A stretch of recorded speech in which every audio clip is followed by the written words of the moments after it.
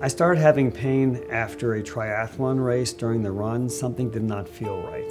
And I felt if I just gave it some rest, everything would be fine. The pain didn't go away, so I had some x-rays done and saw a specialist and found out that I had a pretty severely degenerated hip. When I realized I needed to have hip surgery, I did my homework and looked around for the surgeon who I felt would give me the best success.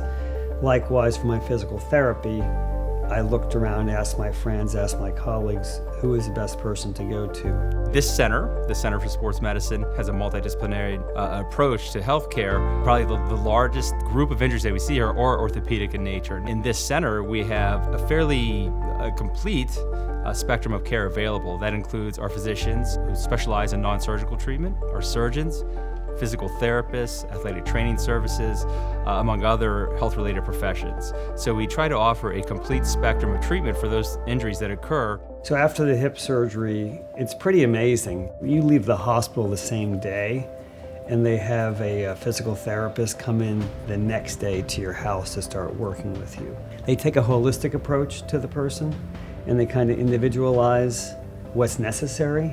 It's not a cookie cutter approach. Okay, you've had this shoulder surgery or you've had this hip surgery, so you're going to do A, B, C, and D for everybody. So in his case, undergoing a total hip replacement, we had to, particularly near the tail end of his rehabilitation episode, really tailor his treatment plan to match those goals.